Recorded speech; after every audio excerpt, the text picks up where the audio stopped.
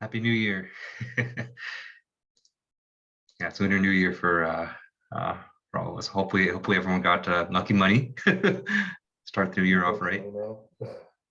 With a hot pot though, with my buddy. Nice. That sounds good. Yeah. Expensive, but a ton of fun. That's good.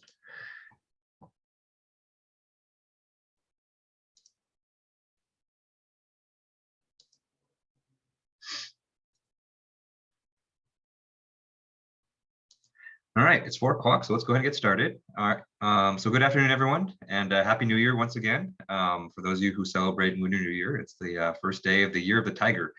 So that's hopefully going to bring good luck and hopefully less COVID in the new year. So how's everyone doing today? Pretty good. Not up too much. Good. Classes. Got the first homework assignments due this week, so starting on those. Yep, it's so the grind begins. It's like problem set after problem set, homework assignment, and then projects and everything. So yeah, that's the grind. Oh, are some of you guys tigers? So for some of you it's your year then, huh? I'm not a tiger. Nice. Yeah, I'm a horse, and so it'll be a little bit of a while till it'll be my year. I think I was year of the dragon. I don't remember. That I'm not sure. I was a year after next year, so in 2 years. I see. Yeah, I always have to look it up myself just to see. Yeah, it's rat and then ox and tiger and then rabbit and then dragon, snake, horse, sheep and then monkey, rooster and then dog and then pig is the last. Nice. Yeah, that's all. The interesting thing is the I know in the year of the rabbit for the Vietnamese zodiac we have a cat instead of a rabbit. So that's that's kind of the interesting thing about that. When I was in college, one of the years it was the year of the rabbit, and I was part of a Vietnamese culture club when I was in college. Although I don't speak the language, kind of embarrassingly. But I remember we put on a show and it was like we had half rabbit, half cat. Yeah. All right. So the plan for today is we're going to be doing our fluids review today. And so we're going to be doing kind of a quick review of fluid mechanics. And so if you just took 333, or maybe you took it a couple years ago or something, then hopefully today will help kind of jog your memory of all the essential knowledge that we're going to need for the rest of the class. Okay. Another announcement I want to make is that the first homework has been posted, and so you can see the homework on Canvas. And so it's a fairly short assignment. We haven't really done much so far, but I did want to get something out to you.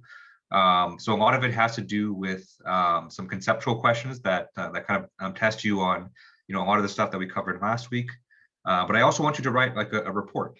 And so I think a big interest, at least from what I've seen from a lot of your emails, a big interest in the class is in medical devices. And so what I've done was I've basically given you six medical devices that interface directly with blood flow, and I want you to write a short report on them using some primary sources as well. Okay, so you can find details of that in the homework assignment, and if you have any questions about it, I would be definitely happy to answer them. Okay?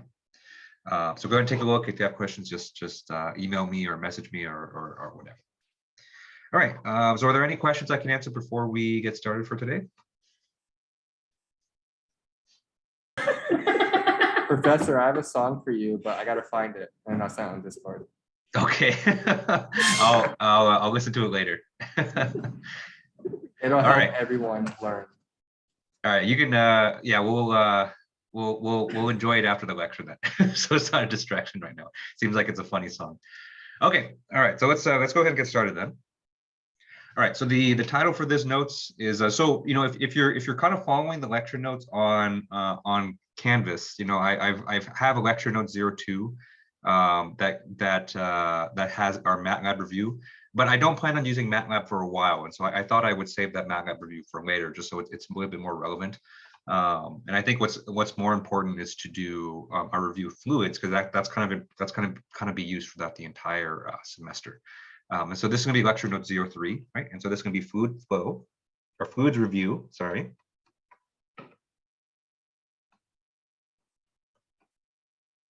fluids review, and steady flow.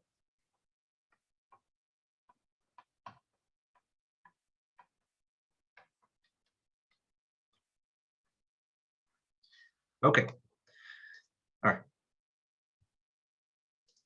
All right. And so, just like we talked about last week, even though blood is technically not a Newtonian fluid, for most cases we can assume that it's so.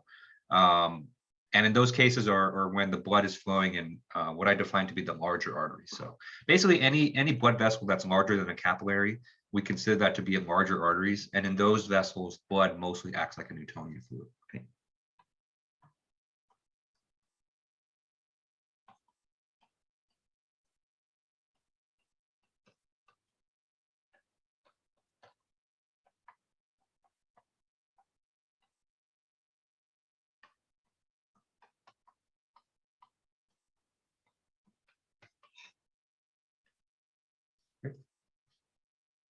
And since blood is modeled as a Newtonian fluid, we can predict its behavior, or we can compute its behavior using the Navier Stokes equations.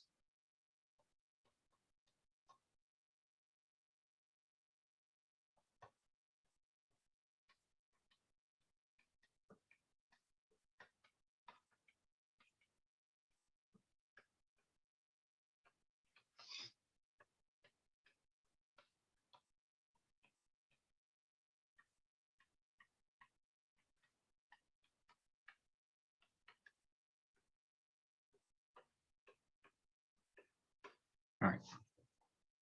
And in particular, for today's lecture, we're going to focus on a very specific case that you may or may not have seen in your fluids class. I know that for myself, when I teach fluids, sometimes I get to this, sometimes I don't.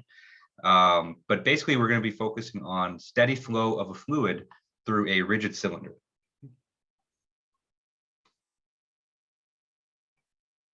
Okay.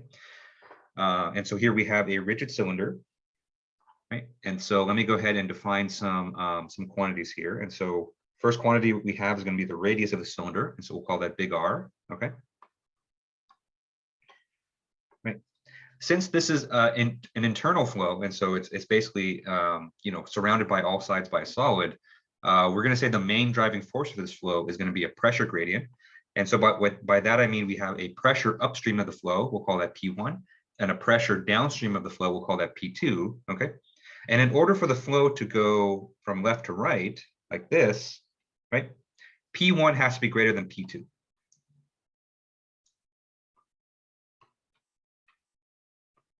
Okay.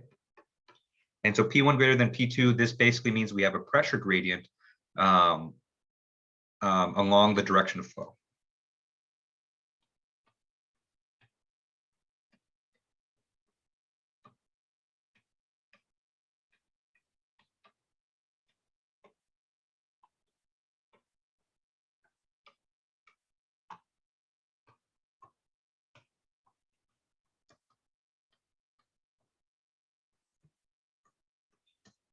Right. And so, a lot of the intuition that you have from things like heat transfer or things like even just general physics or circuits. So generally, the way that things flow in physics, we usually say they flow from higher potentials to lower potentials. Okay. And so in heat transfer, we say that heat flows from high temperatures to low temperatures, right? And in circuits too, we say that current flows from high voltage to low voltage. In a very similar way in fluids, we say that flow or fluid flow goes from high pressure to low pressure, right? And so whenever you have any kind of situation like this in a fluid flow, you can guess that if the flow is going from left to right, that means we have a higher pressure on the left than we have on the right. Okay. And that pressure is going to play a really important role for us, as we discuss a lot about about the way that blood behaves inside the body. Okay. All right. And so, here is our main situation here. Okay. And what we're going to be solving for, is the velocity distribution in the cylinder as a function of R, right? And so this is the main quantity we're going to be interested in, where UZ here, actually, let me write it down there. Okay. So UZ right? UZ here is going to be our velocity distribution.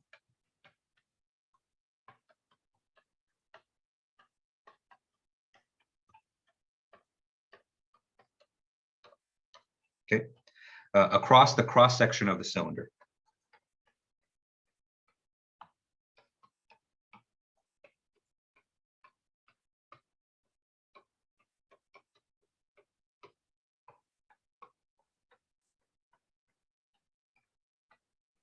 Okay, because as you move throughout the cylinder, right? So as you move in the cross section here, you know, the velocity that you observe is going to be different, right? And so generally speaking, you know, your velocity is going to be greatest in the middle of the cylinder.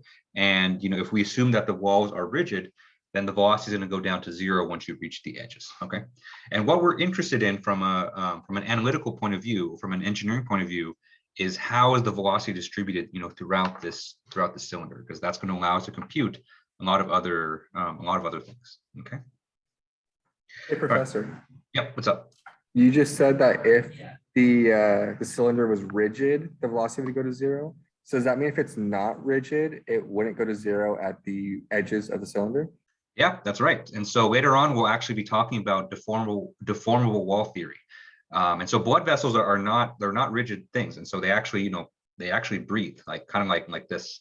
And so, you know, we'll be going over the theory, you know, probably pretty later in the class, because it is fairly advanced of, you know, what happens if you do have a deformable wall and how that actually affects our velocity. And for blood flow, it actually makes a pretty big difference. But you know, we have kind of a long way to go for there, because that's kind of advanced stuff. So for now, we're just going to assume that the walls are just perfectly rigid. Yeah. Okay. And again, you know, this is what we call this is basically just steady flow in a rigid tube.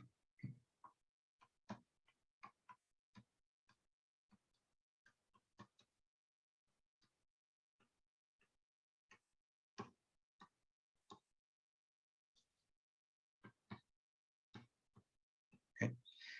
And this is basically what we're going to be focusing on, you know, for the next few weeks. Okay. And so even though, you know, we do have to make some assumptions on this, you know, the assumption of a rigid wall is definitely, you know, an assumption. You know, that's not, you know, reflective of reality. We can still get a lot of really useful results from this, you know, in terms of explaining how certain diseases work and how certain, you know, phenomena happen in the cardiovascular system. So, you know, if you talk to like a doctor or something, they you know, they'll tell you that there's no way that this is you know, this is realistic, you know, because blood vessels are flexible, but it's a good start, and there's a lot of really important concepts, and there's a lot of really important conclusions that you can draw from this that are actually, you know, really useful. Okay. All right. Any questions on this? Okay. All right, and so that's kind of where we're going today. But you know, before we get to this, before we actually start solving Navier Stokes, there's a lot we need to review before that, because Navier Stokes is, you know, it's not an easy equation to solve. And so let's start with just kind of the basics of the basics. And so let's start with reviewing fluid properties.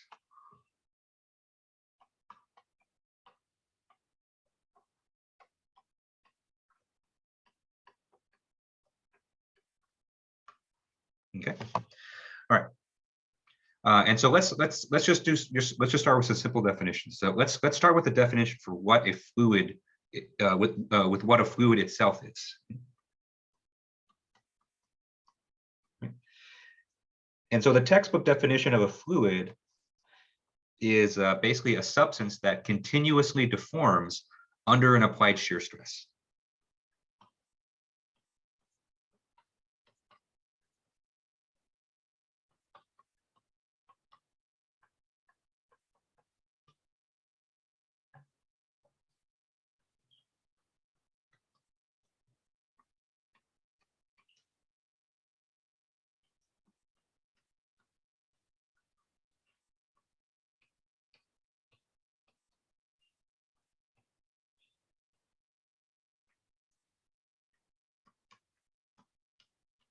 Okay.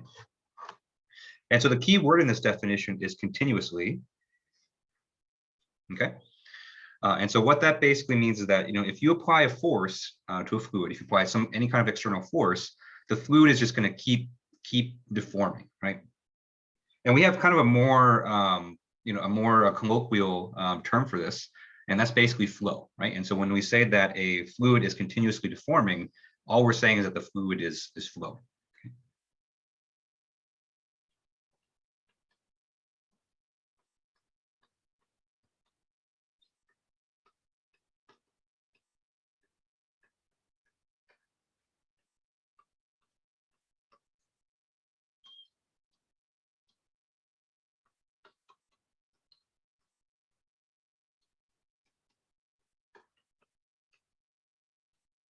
Okay.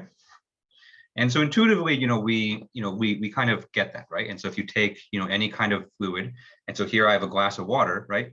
And so if I apply an external force to this, and so let's say that, I take this glass of water and I pour it out, because gravity is providing an external force, that fluid is going to flow out of the glass and onto my laptop and just ruin absolutely everything, right? I'm not going to do that, because this is my personal laptop and Fullerton's not going to reimburse me for that, but you get the idea, right? And so if you apply an external force to a fluid, it's just going to keep deforming until either another external force comes to oppose it, or if that force is taken away, okay? And that applies to both, liquids and gases, right? And so I think for most people, when we think of fluids, we think of liquids, and this class will be mostly think of liquids as well, but gases follow, follow that same logic as well. Okay. All right. And so, from an engineering point of view, from an analytical point of view, when we want to describe a fluid, what we're interested in is characterizing its motion. Okay. And the way we do that is by computing its velocity field or velocity distribution.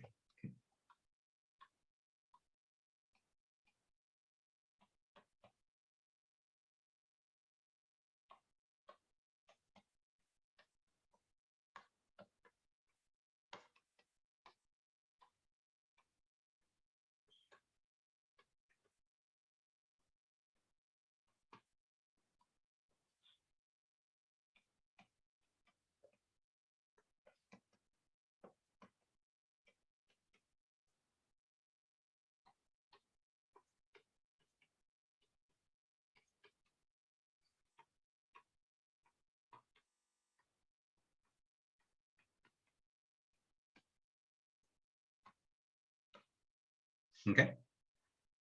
And so what the velocity field describes is it describes what the velocity of the fluid is at different locations in space. Okay.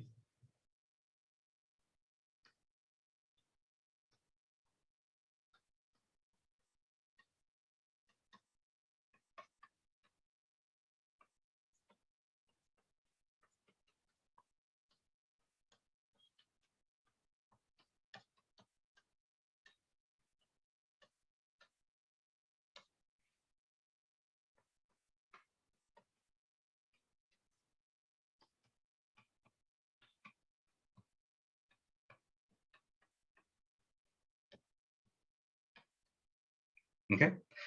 And so, the way that you'll see velocity fields described is almost always as some kind of function, right? And so velocity is a velocity field is not just a single number, it's a function of space. Okay. And so the variables that you see in the function are usually used to describe some spatial coordinates, right? And so I think most commonly, probably what you've seen before in your previous classes is, velocity distributions that are functions of, maybe X, Y, and Z, the Cartesian coordinates, okay? But in this class, because our blood vessels are cylindrical, we'll be using a function of R mostly, okay?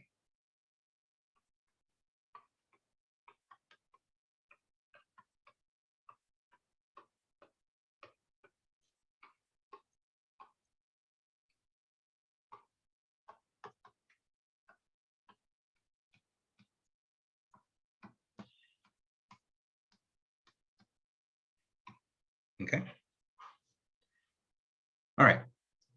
Any questions on this? Okay. All right, and so in engineering, we are interested in computing this velocity field, and the way that we do that is by solving Navier Stokes, right? And so whenever you solve the Navier Stokes equations, what you get is some kind of velocity distribution or velocity field out of that. Okay, and we're going to be doing that later today. But before we get there, let's talk about what are some of the physical properties of fluids, right? And so there's a lot out there, and so there's fluids have tons and tons of different properties. But I want to focus on two, because these two properties are the ones that have the largest impact on its motion, and fluid motion is kind of what we're interested in studying in this class, right? And so the first property that I want to talk about is density.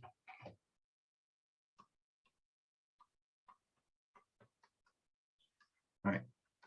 And so, hopefully everyone's heard of density. And so density is basically an expression of the relative weight or mass of a fluid, okay?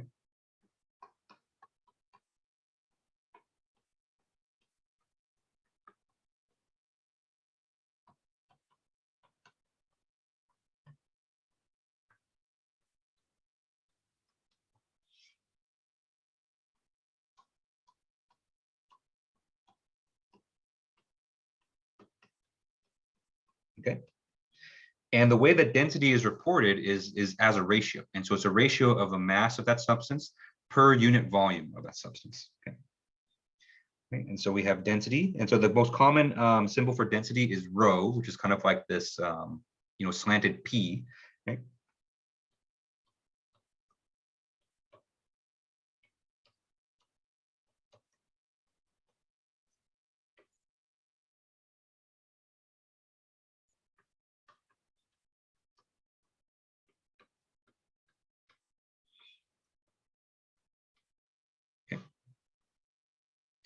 And so, always think of density as a ratio. And so it's not the mass of a particular object, it's just, per unit volume of substance, what is its mass? And so the most common units for this that we see in SI are kilograms per meter cubed, or sometimes you'll see kilograms per milliliter, something like that, right? And so any kind of combination of mass and volume are common units for density, okay? And and why is this significant for fluid motion, or what effect does density have? So density is a way to kind of measure how much inertia a fluid will have. Okay.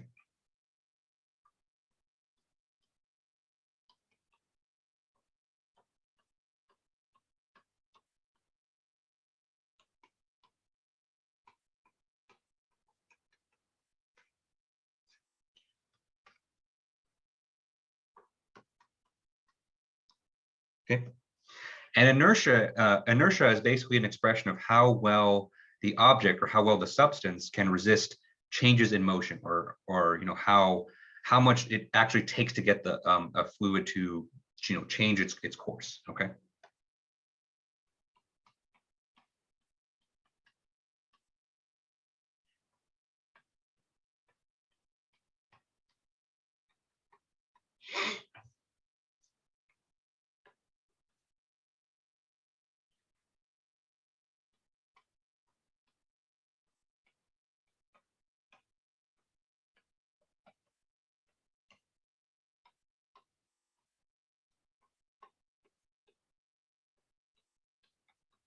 Okay, and so think of a solid object that has a lot of mass, right? So think of like your car, and so if you were to let's say you're out of gas, right, and you want to get the car moving, right, and you push it to the nearest gas station, it takes a lot of work just to get it moving, right, because the car is just so massive, it has so much mass, right?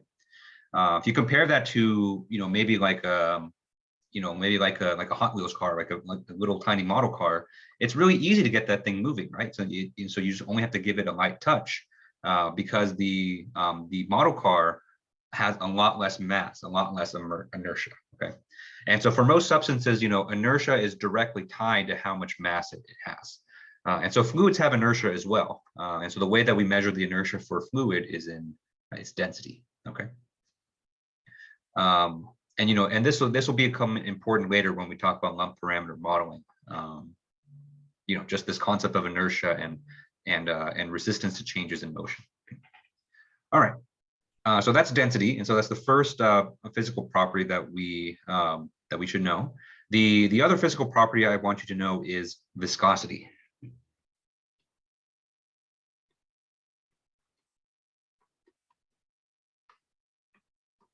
Right. And so viscosity is a little bit hard to define. And so it's usually a little bit hard to find a good, straightforward definition of viscosity. And so I have kind of a pseudo definition here. And so the viscosity of the fluid kind of describes how sticky it is or how thick the fluid is. Okay.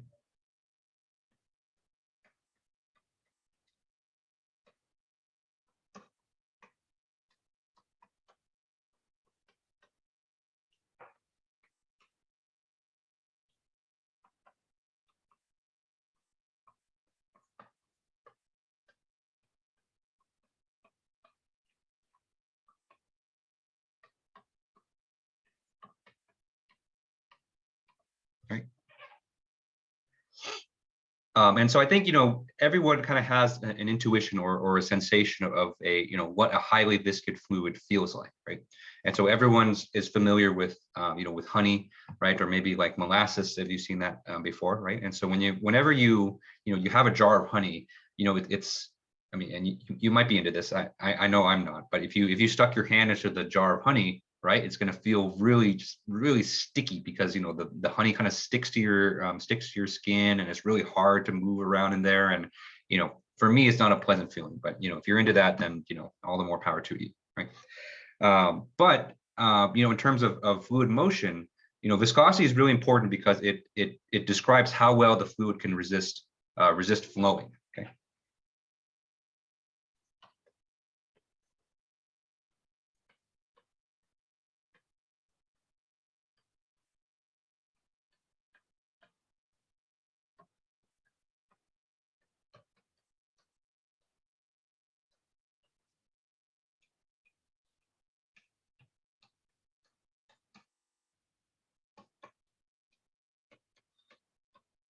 Right.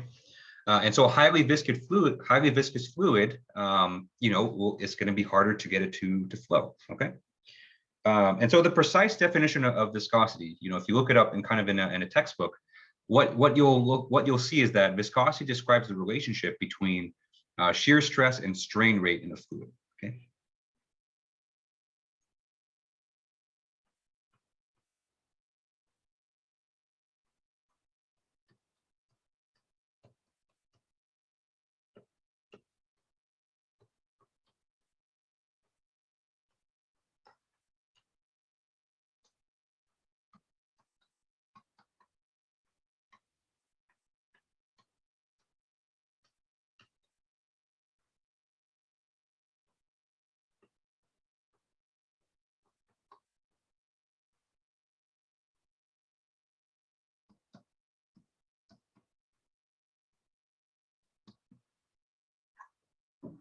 Okay. And on the next page, I'll show you how that definition kind of relates to the first two of this shear stress and strain rate, and how that affects the stickiness or the resistance to flowing that a fluid will have. Okay. All right. Any questions on this so far?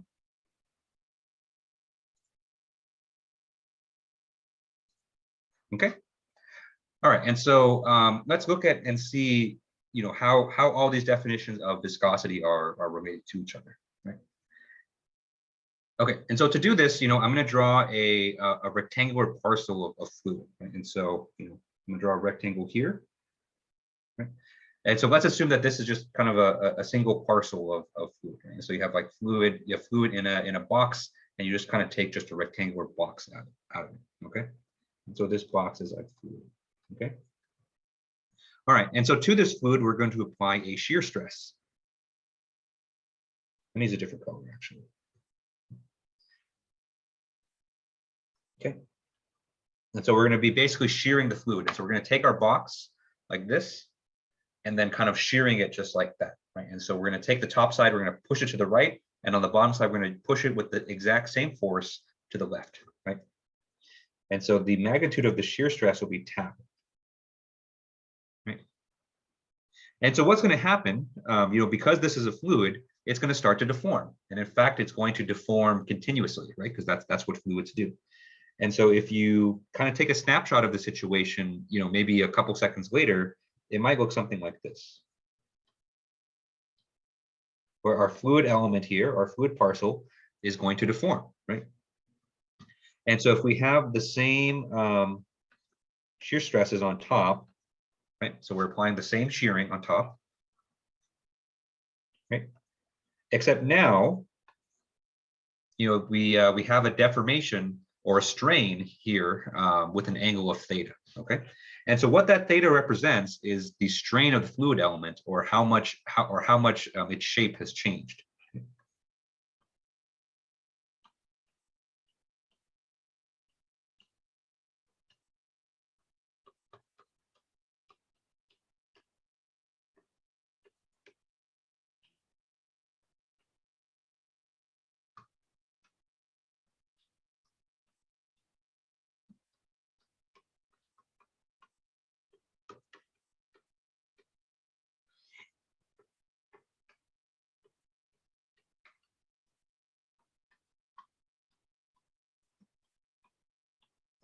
Okay. Right. And since this is a fluid, right? So then the strain here is going to be continuously increasing, right?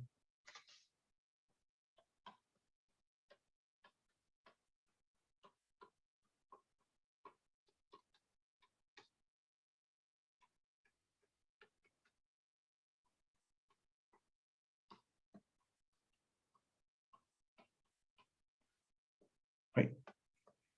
Because remember, that's what fluids do. Fluids just will continuously increase their strain as long as that rate is or as long as that shear stress is being applied. Okay. And so when we're describing fluids, it's not like solids where we can describe just a single value of strain. And so what's actually more useful for fluids is to describe a strain rate. Okay.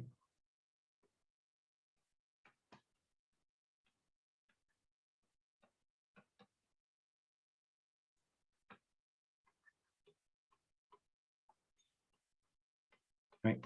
And all the strain rate is basically just a time derivative of the strain. Okay. Okay.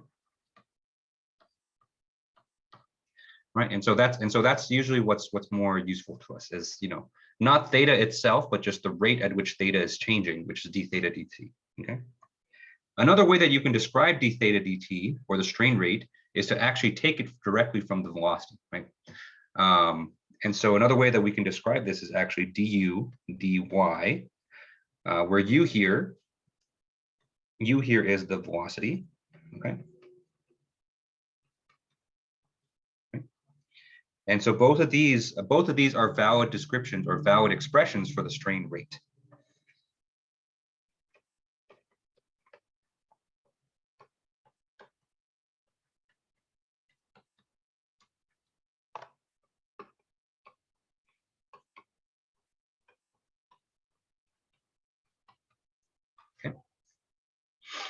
And so, I'm not going to go through the proof of that, right now, just because it's a little bit too big of a detour.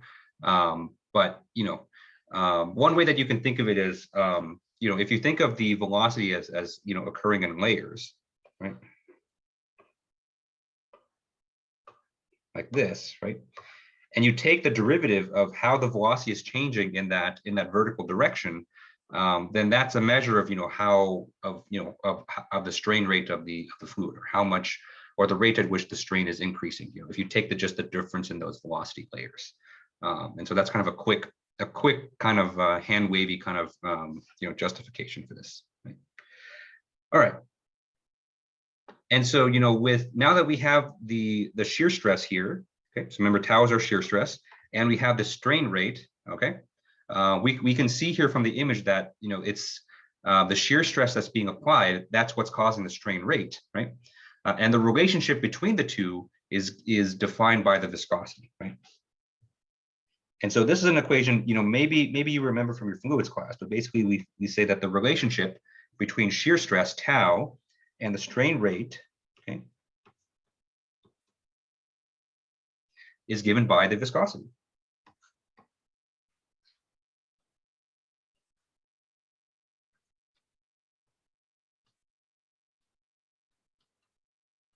Okay. And so that mu there is the viscosity of our fluid. Okay. And so for a Newtonian fluid, which is, the types of fluids that we're going to be considering in this class, we say that there is a linear relationship between the shear stress and the strain rate. Okay. All right. So that was kind of the mathematical kind of, physics kind of description of what viscosity is. But basically the way that you can kind of physically look at this is by looking at this equation. And so if you think of the strain rate here as kind of a measure of flow, right, or how quickly the fluid is moving, okay.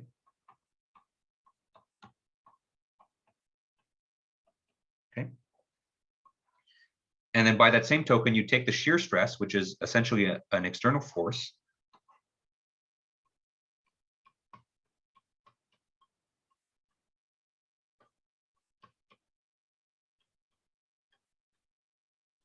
Okay. You can see that there's a direct correlation between these, right? And so, if you apply more external force or you apply more shear stress, you're going to get a higher amount of flow, right? And so that makes sense, right? And so you push something harder, it's going to move faster, right? But the exact relationship between them is given by the viscosity, right? And so if you have a fluid with a high viscosity, right? And so you have something like honey or molasses, right? In order to get a good amount of flow, you have to apply a very large amount of shear stress, right? You have to apply a very large amount of force because the viscosity here is very high. Whereas, if you have a lower viscosity here, right? And so you have something like air or something like water has a very low viscosity. And then if you apply just a relatively light amount of force, it's going to cause a large amount of flow. Just because that viscosity is there to kind of help balance everything out. Okay. And so, this equation right here, it has kind of a little bit of a complex derivation, but, it has kind of a simple physical intuition. And so, that's what I want you guys to take away from this is that, the higher viscosity that you have, the more force it takes to get the fluid moving, the more force it takes to actually cause it to flow. Okay. All right. Any questions on this? Okay. All right. And so that's that's kind of the motivation for viscosity and kind of why why it's important. Let me give you some common viscosity values or viscosities of some common fluids just to kind of give you a sense of where all this is. Oops. Still green. All right. And so we look at water, right? The viscosity of water at around room temperature is 8.9 times 10 to the minus 4 Pascal seconds. Okay. Right. If we look at air is about 1.81 times 10 to the minus 5 Pascal seconds. Okay. So air is a lot, it has a much lower viscosity, which makes sense, right? And then finally, let's look at the viscosity of blood, right? Because that's going to be our main fluid here.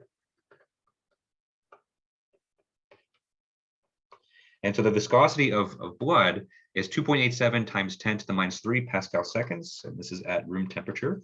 Okay. And so, that's the viscosity that we, we can use for blood. Okay. One thing that I want to highlight to you is if you look at the values for these, right? So let's look at blood and let's look at water, right? We can see that blood is more viscous than water, right? And so you've probably heard the saying that blood is thicker than water, right?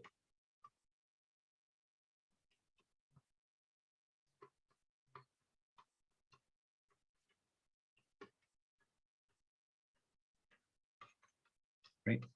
So you might have heard this this phrase said in some very cliche movie to talk about the bonds of family and how you should always stick together with family because you share the same blood and your friends will leave you but your family's always going to be there. That makes for great Hollywood theater, but it's actually a scientific fact as well that blood actually is physically thicker than water because it has a higher viscosity. And so it's one of those things where it's a very common cliche phrase, but it's actually a scientific truth as well. So it kind of worked out nicely. Okay, so that's and so that's all the fluid properties. And so we went over, velocity, density, and viscosity, right? And so those are important to know. Now let's start talking about some of the governing equations. So the main governing equation that we're going to be concerned with in this class is Navier Stokes. Okay.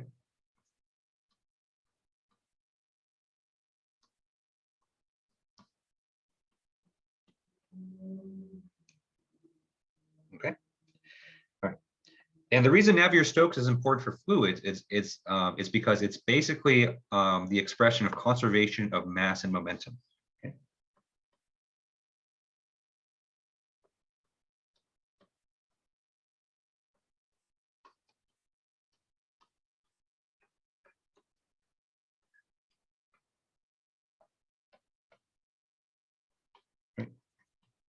Because if you're talking about motion, of anything really, of solids or of fluids, you're going to be interested in, mass and momentum conservation. Right? Oh, sorry. So for air, the exponent is -5. Yeah. So air is a lot thinner than water or blood. Yeah. Okay. All right. And so Navier Stokes, and so Navier Stokes is basically our master equations for fluids. Okay, and so it's the one that we kind of solve most commonly. And so let me just go ahead and write out the equations just to kind of show you what they look like. And I'm going to start with the Cartesian form of these equations because I think that's I think what everyone learned at first. You might have seen cylindrical coordinate Navier Stokes, but I think everyone's seen Cartesian Navier Stokes to some degree. Okay, and so even though we won't be using this in this class because we're not going to be in a Cartesian system, we're mostly going to be using cylindrical coordinates. Okay, I think just to start us out, I think it's useful to look at the Cartesian. Right? Okay, so the first part of Navier Stokes is the continuity equation, which remember expresses conservation of mass. Right.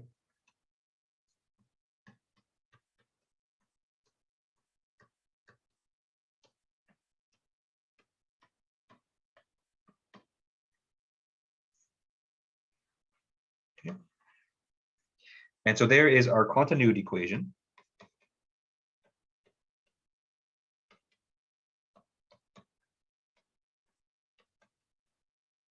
Okay, which again, this is for, this is an expression of conservation of mass.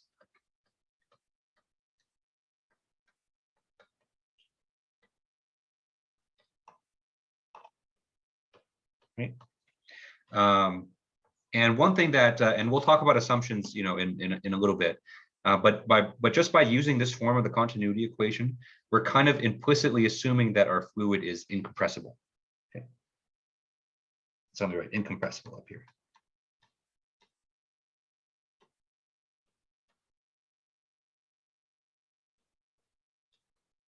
Right. And so that's going to be important. And so there's a compressible form for conservation of mass, but but that's not really relevant for us because blood is a liquid, and liquids are mostly incompressible. And so we can make that assumption just fine. Right? And so let me define the variables here, right? And so we have u. So u here is the x component of velocity.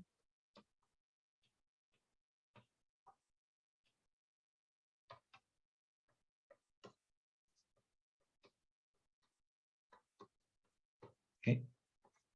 We have v. V here is the y component of velocity.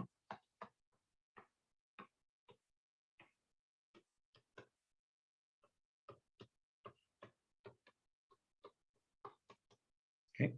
And then we have w. W here is the z component of velocity.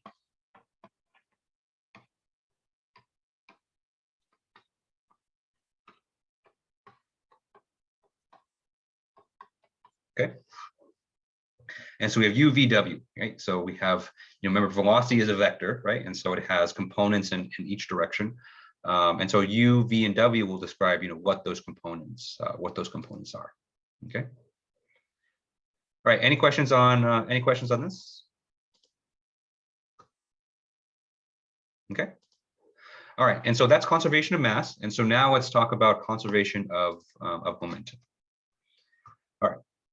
And so this is probably the Navier Stokes that everyone remembers, or maybe it's a memory that everyone suppressed because it's kind of a long, intimidating equation. But we're going to bring it back. Okay? And so this here is the momentum equation.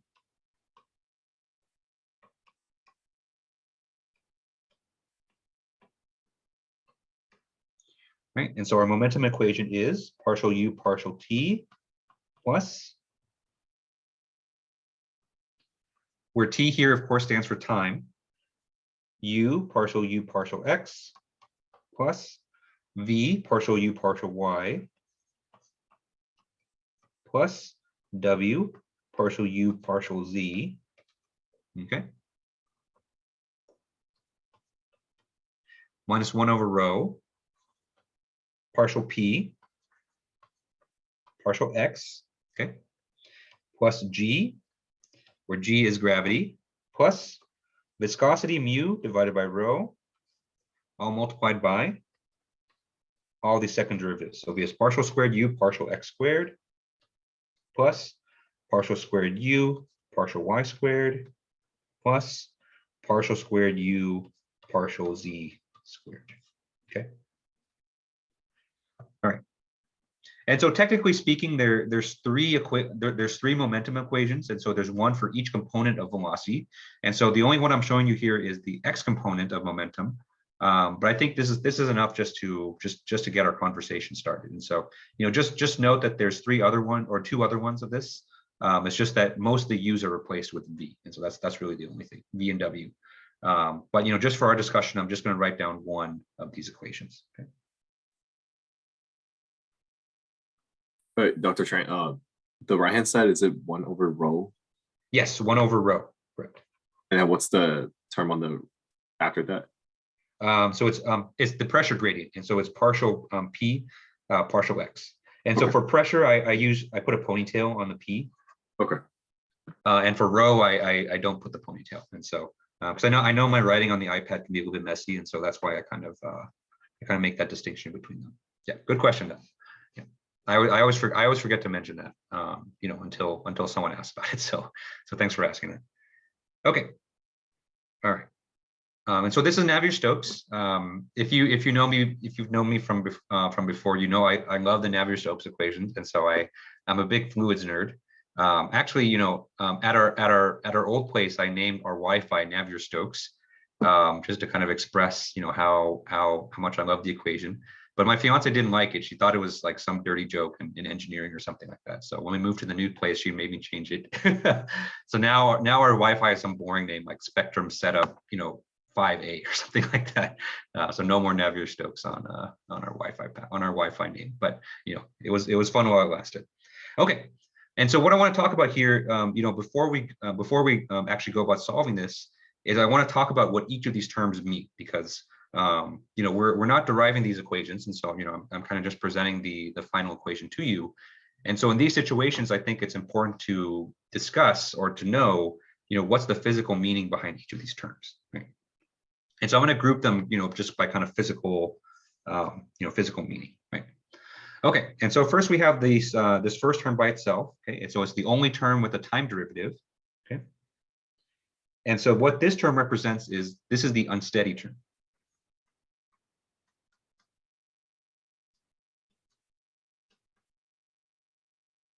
Okay. Right, and so the unsteady term represents how our velocity can change with time.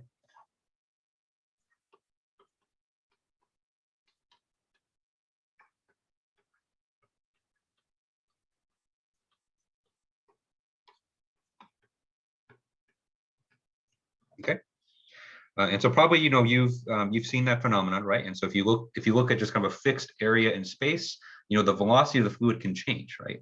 And so you can look no further than our beaches, right? And so if you look at kind of a fixed point in the water, right, then the velocity of that point is going to change because the waves are coming, constantly, right? And so if you stay in the same spot, your velocity can change, and that's what that term kind of represents for you. All right, so next we have these terms, and so all of these terms are kind of grouped together because they all kind of mean the same thing.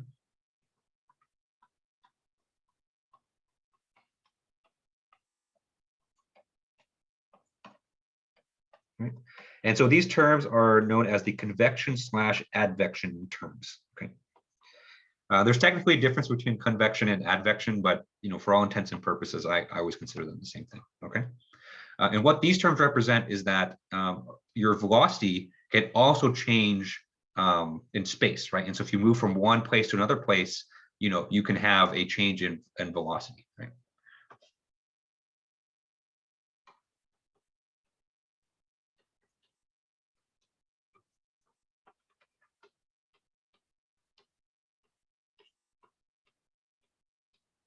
Okay. All right. And so that's the convection terms. And so the next we have the pressure term, okay, or the pressure gradient term.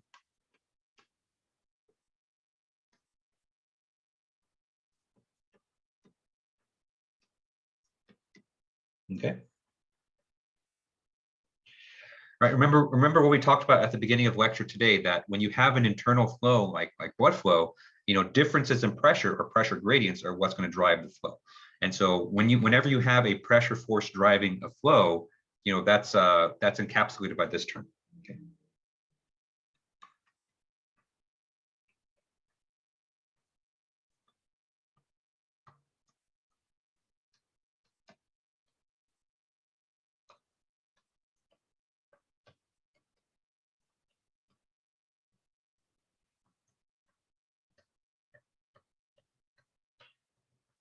Okay. So that's pressure gradient. Next, we have gravity. Okay. And so gravity, just like pressure, represents how gravity can also be used to drive flow.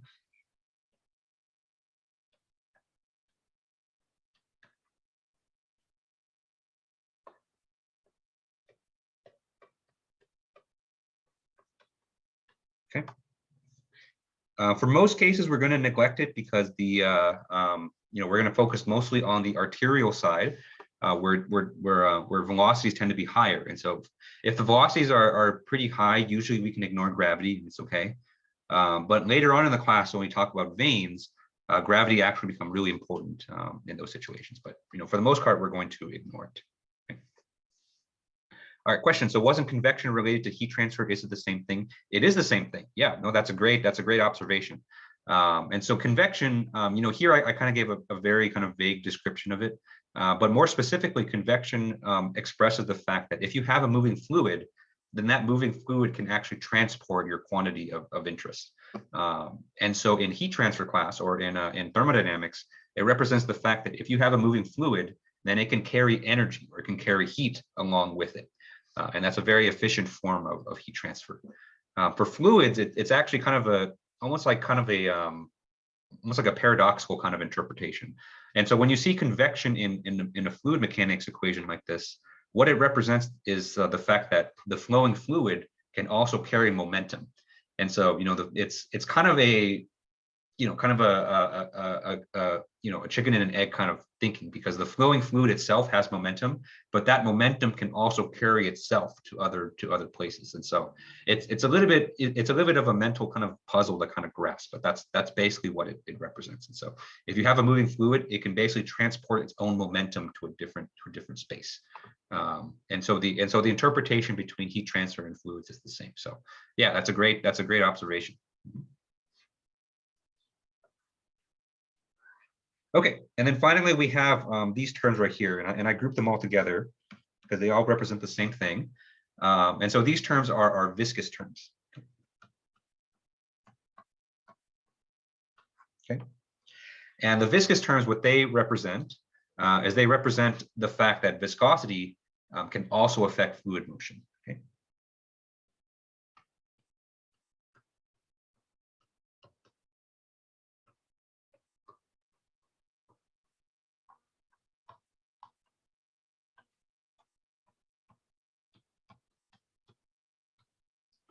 Right. And so remember, we just kind of got done talking about how viscosity defines the relationship between shear stress and strain rate, right? And so of course it's going to have some kind of effect on the motion of fluids. And so mathematically, the way that it enters is through this term right here. Okay. All right, and so that's the Navier Stokes equation for you. And so, the way that we usually go about solving these equations is that we can't solve it in its state right now because it's just way too complex. There's just way too many terms going on. And so usually what we do is we apply some assumptions in order to simplify this equation, and then use that to get it to a form that we can actually solve. Okay. And so the next thing that we're going to talk about is what are some of the assumptions that we can make, and what effects does that have on the equation? Okay. Any questions on this? Okay. All right. And so let's go ahead and start talking about what some of those assumptions are.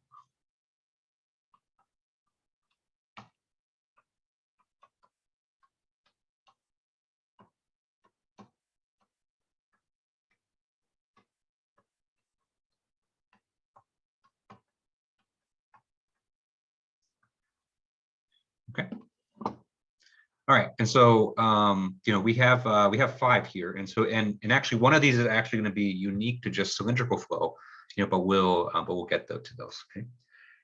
And so remember, the point of assumptions here is that it's going to help us simplify our governing equations by canceling terms. Okay.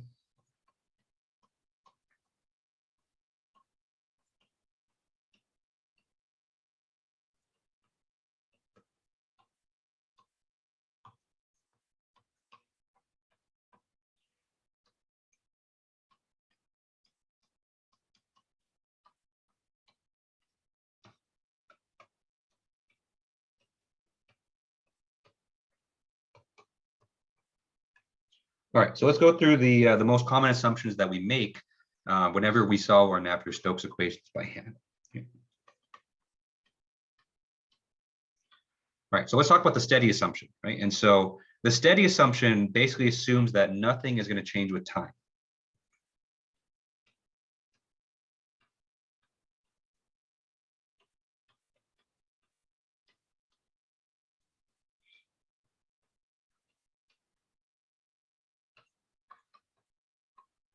Okay. And so if we assume that nothing changes with time, then this will allow us to cancel out the unsteady term. Okay.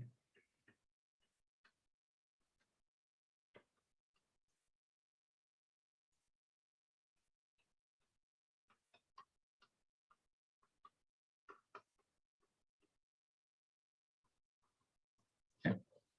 All right, number 2. And so number 2, we kind of already made this assumption, but it's important to kind of state it out, and that's the incompressible assumption.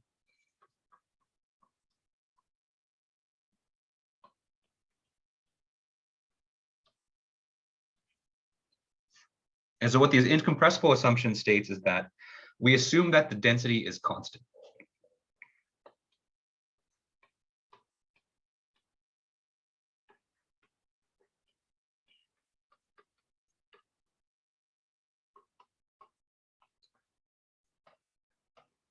Okay. And then by assuming the density is constant, it lets us use the simple form of the continuity equation, which is something that we're already doing. Okay.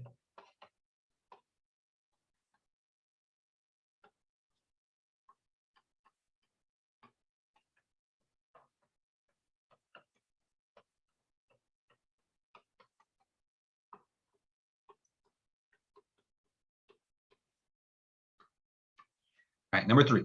So number 3 is the 1D flow assumption. Right. And so what this does is that we basically assume that only one velocity component is active. Okay. Or in other words, we only have flow that's going in a single direction.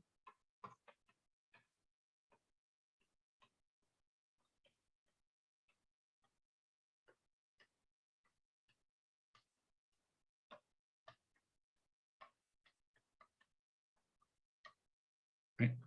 And so by assuming this, once we choose what direction we want the flow to be in, or what direction the flow is in, we can cancel out or cross out all other components.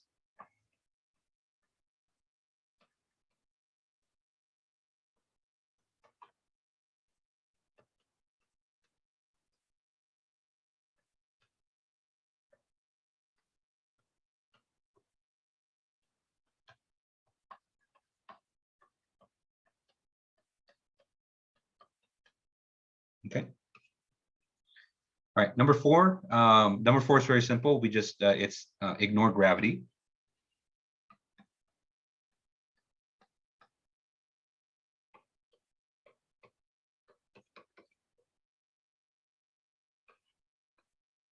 Okay, and so this assumption is very self-explanatory, and so we basically just cross out the gravity term. Okay, but I think what's more nuanced is kind of the reason we can do this, right? And so in cases where we have a large amount of motion, or in the case where pressure is kind of the dominating force, which is in case those are going to be most of the cases that we're going to look at, then gravity plays a very negligible role. Okay.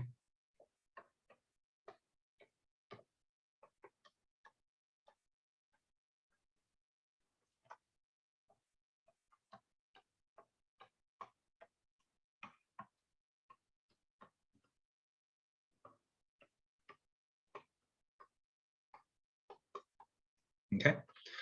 And so when pressure forces are much higher, then we can ignore gravity. And for most cases, that's going to be the case for us. Okay. All right. The last assumption that we'll make is this is something that's unique to cylindrical flow, but that's the axisymmetric assumption.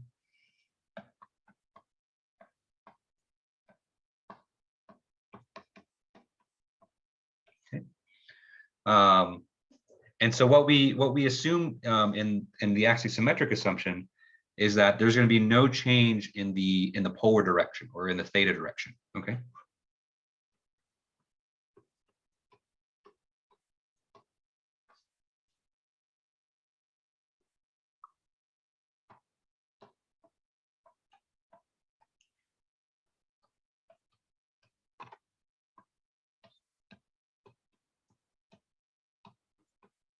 Okay. Because if you kind of recall from polar coordinates or for cylindrical coordinates, one of our variables is actually theta. And so under the axisymmetric assumption, if we have any derivatives that are with respect to theta, we can go ahead and just cancel those out. Okay. All right. Any questions on this? Okay. All right, so these are the assumptions, and so it's a lot, but the Navier Stokes equations are very long and complex, and so we need a lot of assumptions in order to make sure that we can we can actually solve those equations. Okay, all right, and so the next thing I want to talk about after assumptions is boundary conditions, right? And so because we're solving a differential equation for the motion, we need to have boundary conditions in order to give us the full solution. And so I'm going to talk about kind of the two most common ones that we'll see and that we'll use, in our solutions.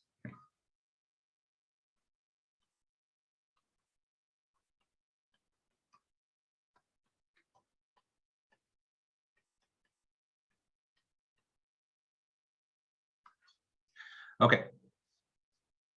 All right. So boundary conditions, what they do is they basically describe what the motion looks like at the boundaries of our domain.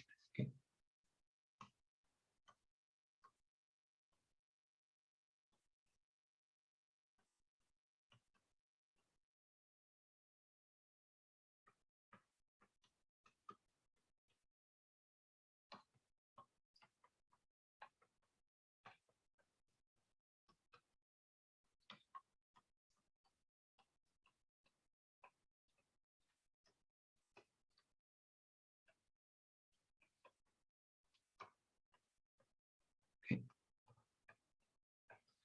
Right. And mathematically, boundary conditions are necessary if we want to get a full solution. Okay.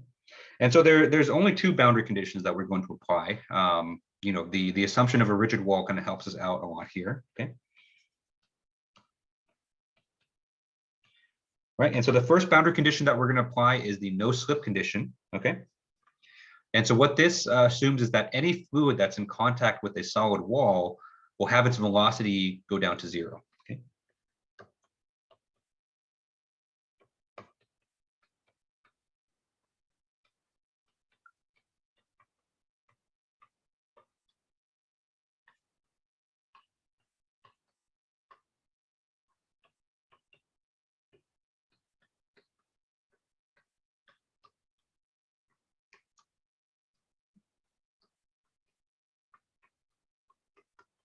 Okay. And so for our blood flow case where we have a cylindrical blood vessel, this means the velocity at the exterior of the vessel, or at when the radius, or when r is equal to the radius, then that's going to be equal to 0, right? And so mathematically, it's going to look something like this. So we have uz of r then equal to 0. Okay. All right. And so that's the first boundary condition that we're going to apply. Okay. This second condition I'm going to give you technically isn't a boundary condition, but it acts in kind of the same thing. And so this is kind of, it's like kind of an assumption, but it kind of helps us solve the equation. So I group it together with the boundary conditions. And so this other condition that we're going to apply is the radially symmetric condition.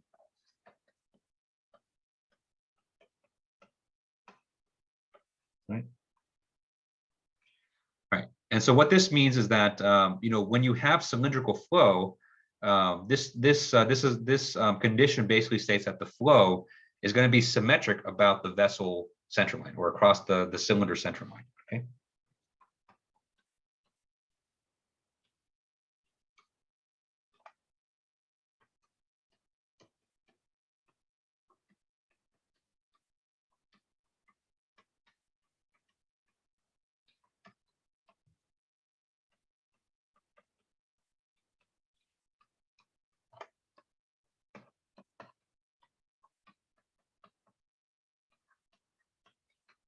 Okay.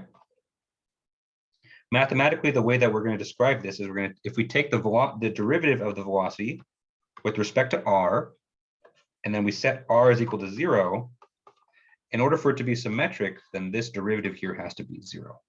Okay. All right. And so the reason I kind of throw this in here is that, you'll see after we apply our assumptions to the Navier Stokes equations, we end up with the second order ordinary differential equation, right? And so when you have a second order ODE, second order ordinary differential equation, you need 2 boundary conditions in order for you to get a full solution to that problem. And so these are the 2 conditions that we're basically going to be applying. Right? Okay. Any questions on these boundary conditions? Okay.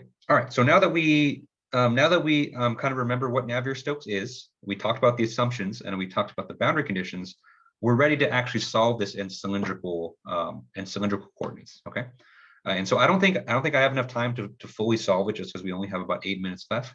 But I do want to at least start it and at least talk about some of the assumptions that we're going to make. Okay. And in fact, the solution to Navier Stokes in cylindrical coordinates is a famous solution, and it was first done by a couple scientists. And so this is this solution of flow of steady flow in a cylinder is often called Haagen-Purcell flow. Right.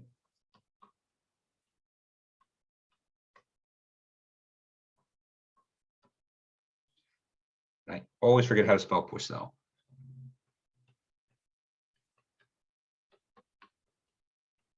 Okay.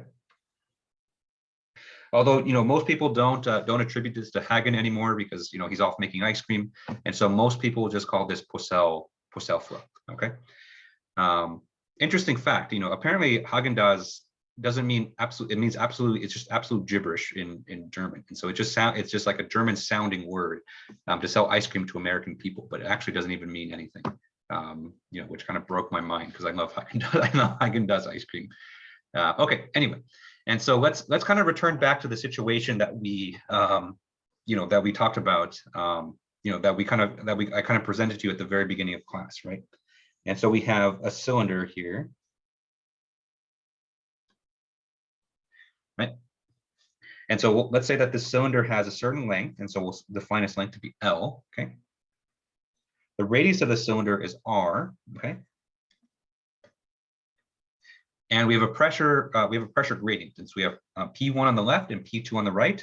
And if flow is going from left to right, just like this, okay, then that means P1 has to be greater than P2. Okay. And what we're interested in solving for is this, right? Which is UZ of R. Right? And let me go ahead and draw the coordinate axes for you. Okay. And so since we're in cylindrical coordinates, do these reversed, okay? We're going to consider basically two-dimensional flow where the z direction is going down the length of the tube, and the r direction is going kind of towards the wall and away from the wall, right? And so the z direction we often call the axial direction because it's axially down the tube, and the r direction here is the radial direction. Okay. Okay. And so you can see here by this label here, we're interested in finding what's the distribution of velocity in the axial direction as a function of the radial coordinate. Okay.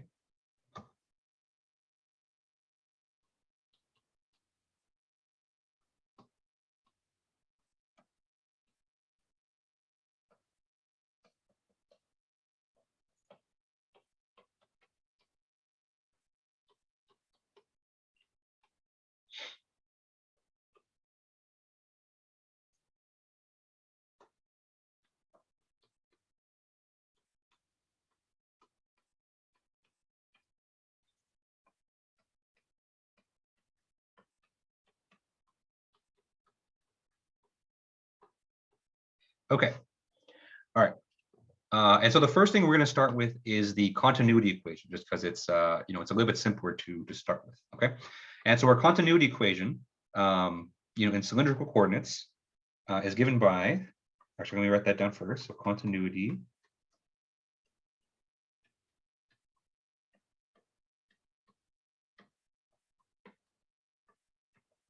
Okay.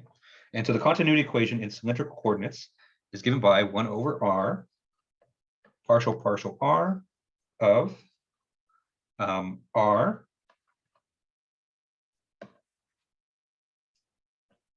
u sub r, okay, plus 1 over r partial theta of u theta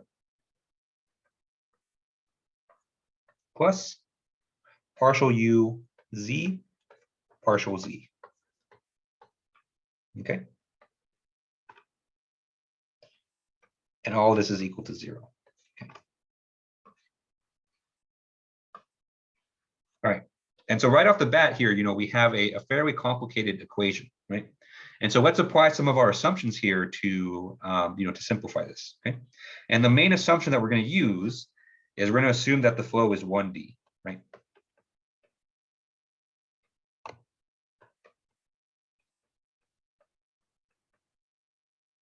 Okay.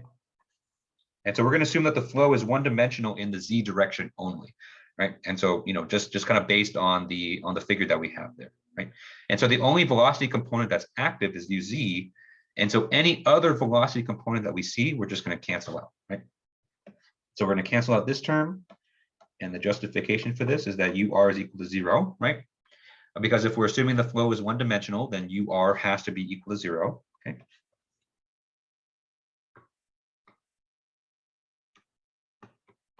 Okay.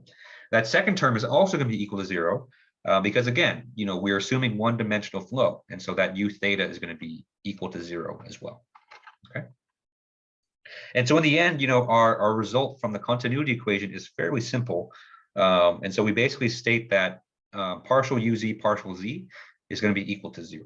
Right. So I'll go ahead and write that on the next page as well as kind of give you the physical intuition of what that means. All right. Any questions on this? Okay.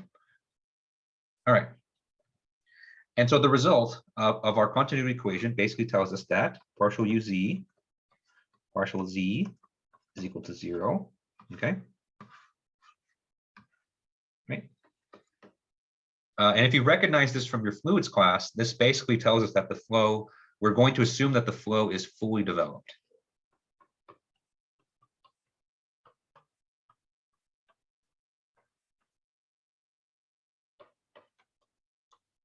Okay. And so basically what that means that, if we go along the flow direction, then the velocities are not going to change. Okay.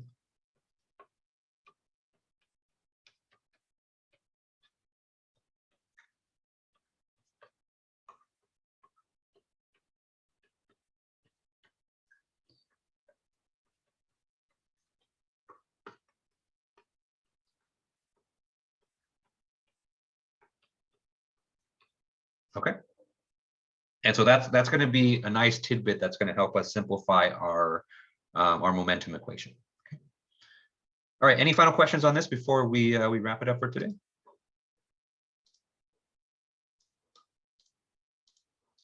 Okay. All right. So that's all we got time for. And so when we pick this up again on Thursday, we're going to look at the momentum equation in cylindrical coordinates and then work on simplifying that and getting a solution for that. Okay. All right, so thank you guys for tuning in today. Happy New Year again for those of you who celebrate that, and I will see you on Thursday. Happy New Year, Trent. Thanks, guys. Thank you, Happy New Dr. Year. Trent. Thanks, guys. Yes, the flow is still incompressible. Yeah, and so the incompressible assumption was applied actually, even before we wrote down this equation, because there's another form of the conservation of mass equation that has density in it, or more actually, the derivatives of density.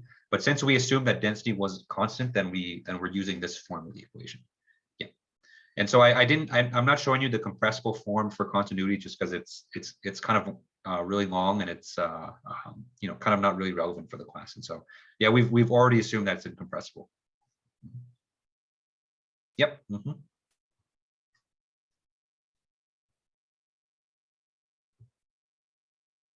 Oh, page 9, did I say? I wrote by instead of B. But where?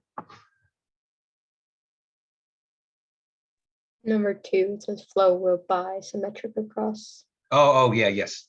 Thank you. Yeah, flow will be symmetric. Yeah. Mm-hmm. Hey, Dr. Trent, is that really the same Haagen-Dazs guy? No, it's not. I was just kidding. I was like, wow. No, yeah, this is different. I believe they're student and teacher. I believe. I want to say that Hagen was the advisor and Purcell was the student. Okay. But I'm not 100% sure. Yeah, but it's definitely not the ice cream guy. I definitely was like, wow, what a versatile resume that guy would have had. Like, I made this really great ice cream and I'm good at fluids. Yeah, it might be a descendant. I don't know, but yeah, definitely not the same guy. Okay, cool. You got me though. The All right, unwanted child. All right, have a good one, guys.